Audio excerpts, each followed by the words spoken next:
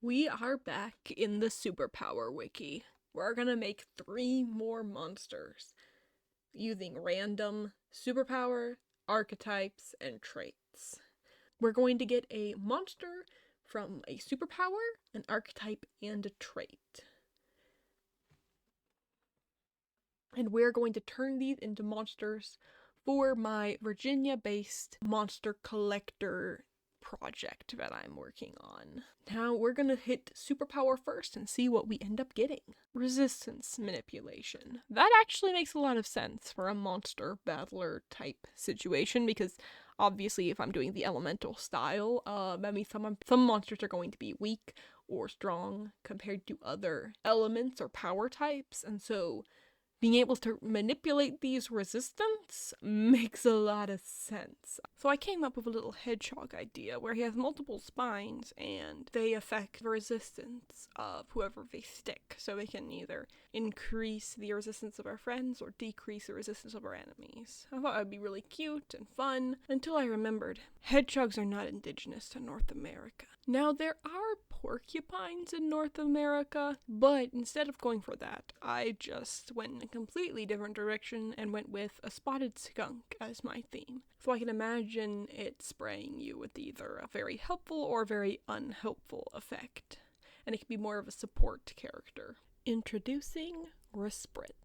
Respritz is trickster and poison type. It's able to spray either a very foul or very pleasant odor, which it can use to affect the resistances and abilities of those who are sprayed. Respritz doesn't like attacking physically and is more of an ability modifier rather than a damage dealer. It's best when paired with something to help fight. So I forgot to hit record when I chose the next superpower, but I chose an archetype for this one, and the archetype was Nature Spirit, I believe.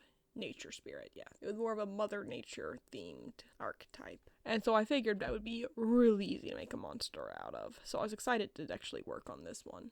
At first I wanted to do a deer with leaves and branches as its antlers, but that is very generic. So I started to think about what else I could do, and for some reason my mind landed on a blue heron. That's not woodsy or nature spirity that much, but then you look at them and you're like, they're very graceful and beautiful. So I feel like if anyone should be the nature spirit, a blue heron could really be nice.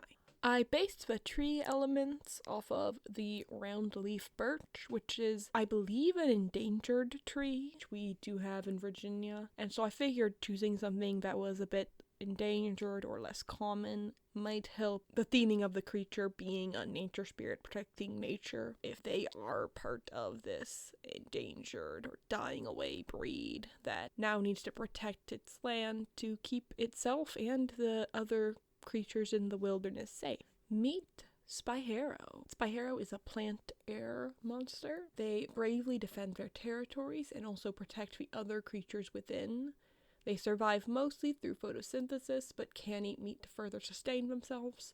And they use their wings to provide shade and protection to baby animals, because herons will use their wings to create fake shade and then attack. Spyhero will do the opposite of that and actually provide shade. I like to imagine that they're very rare and that seeing them is a very special moment. They also have 2 color variations depending on the season. Maybe they'll also have a winter variant where they don't have any leaves and they're entirely bald. That was 2 really good ones in a row, so I'm kind of afraid the last one is gonna be weird. So let's see what we get as far as traits go. Natural power. I know Superpower Wiki isn't aware of this, but all of the monsters that I'm creating have natural powers from their natural biology. So let's try that again. Electricity hair. There we go. Electricity hair. Hair of electrical properties. That one's easy to figure out. Awesome. Alrighty. That's easy. While I was happy to have such an easy prompt, I might have overestimated my own creativity, because when left with something so cut and dry as it has electric hair, my mind just went to electric hair. And so basically that's all this monster is electric hair. I think it's definitely cute, but it's not super creative. But then again, if anyone were to tell me that this little creature is not the most wonderful thing they've ever seen, I will be very upset. Introducing Volaticle. Volaticle is an electric type monster. It is covered in long, extremely static hair that can release powerful electric shocks. Their hair grows as long as they are healthy, and so it should be trimmed often, but do not use metal blades to cut Volaticle's hair. I shouldn't have to explain why that is a bad idea. But which of our new monsters is your favorite? Let me know in the comments below, and also let me know if there's any other ways you'd like me to come up with more monster ideas. Should we make some using more superpowers, or is there anything else that you can think of we can try? As always, thank you so much for watching. You have a fantastic day.